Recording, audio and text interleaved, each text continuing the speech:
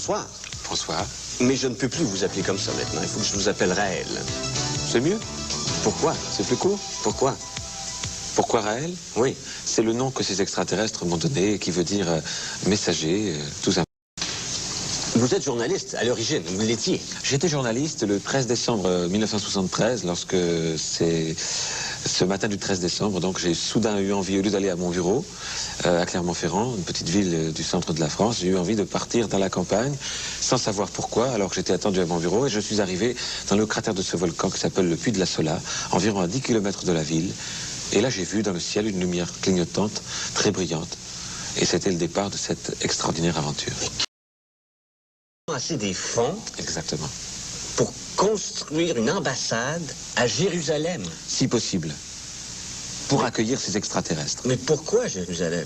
Eh bien, ces êtres qui ont créé la vie sur Terre il y a très longtemps, c'est pour ça qu'il faut reprendre, peut-être résumer, si on peut dire en une minute ou une minute et demie le message. Ces êtres sont venus sur Terre il y a très longtemps.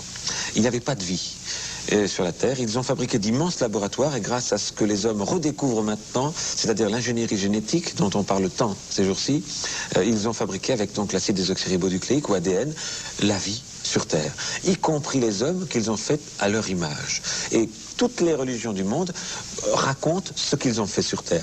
En particulier, la religion qu'on connaît le mieux ici, c'est-à-dire la Bible, où on peut trouver dans la Genèse, le premier jour, Dieu fit ceci, le deuxième jour, Dieu fit cela. Et en vérité, dans les Bibles en hébreu, certaines Bibles bien traduites ont gardé ce mot. D'ailleurs, il n'est pas écrit Dieu, non, pas une seule Elohim. fois. Le mot Elohim, qui veut dire en hébreu ceux qui sont venus du ciel et qui est au pluriel, j'insiste. Donc, vous savez, si on met dans un asile psychiatrique tous les gens qui parlent de ce qui est dans le ciel, alors il faut d'abord y mettre tous les curés, tous les prêtres, le pape y compris, et vous savez, les millions de gens qui les suivent aussi. Ah bon, on est mieux d'être là, c'est parce qu'il n'y aura pas assez de place avec les autres. Je crois. Et qu'est-ce qui est plus fou? Penser que le singe est notre grand-père, penser qu'un bon Dieu sur son nuage a créé la vie sur Terre, ou penser que des êtres, des scientifiques, ont fabriqué la vie en laboratoire. Qu'est-ce qui est plus fou? Et je crois que c'est évident, la réponse est évidente. Oui, le quoi? Ben, c'est évident que ça se vaut. Oh, il me semble que d'abord, on y arrive, on va pouvoir le faire. On a déjà peur que ça se fasse. Il y a déjà des pressions pour que ça ne se fasse pas. On a déjà synthétisé en laboratoire le premier gène humain. Donc on va fabriquer un être humain artificiel et on en a peur. Le pape a dit récemment, c'est affreux, il ne faut pas toucher à ça. Donc ça va être faisable. C'est pas fou du tout. C'est pas important. C'est pas important. Pas du tout. Mais c'est pour quand cet apocalypse, cette grande révélation, cette rencontre, cette parousie?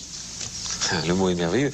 C'est le plus vite possible. Il est écrit, cette génération ne passera pas que tout soit accompli.